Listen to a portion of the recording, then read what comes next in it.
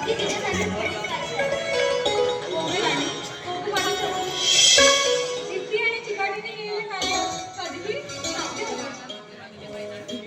नक्कीच पण हो, त्यासाठी तुला शाळेत यावं लागेल आणि खूप अभ्यास करावा लागेल. अगं ती आजच्या काळाची गरजच बनली. मुलींनी शिक्षण घेऊन स्वबळावर उभं राहायचं. नक्कीच ती शाळेची आणि खूप शिक. मी पण ना काय हो, खरंच आपली चुंबडी सुद्धा निशासारखी पोलीस बनू शकते ना? हा? अगं का नाही?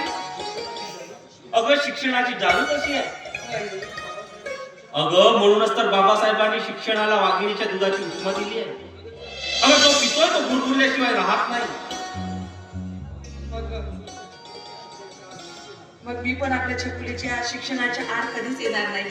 तिला जेवढं शिकायचंय तेवढं शिकवू आपण. म्हटलं तुला आता- कष्ट करू पण छकुलीला शिकवू. होय ना छकू? काय ग? शिकशील की नाही तू?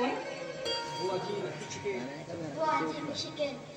शाबाश ग पोरी, शाबाश. आबा, ही घ्या तुमच्या जमिनीची मागणी. आजपासून तुमची जमिनी तुमचीच आहे. खूप खूप उपकार झाले. नाही बाबा, आई असा उपकार मागू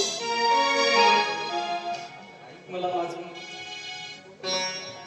आई बाबा आपण खूप मेहनत करू. आपल्या कुटुंबाने जे हालतीचे दिवस बघितले आहेत ना ते नक्कीच दूर होतील आणि सुखाच्या दिवसाची प्रभात होईल. या सर्वांमध्ये आम्ही दोघं नक्कीच तुमचा साथ देऊ. चला चल शेवंता, अगं या शुभ कार्याची सुरुवात आपण आपल्या शेतात जाऊन करू.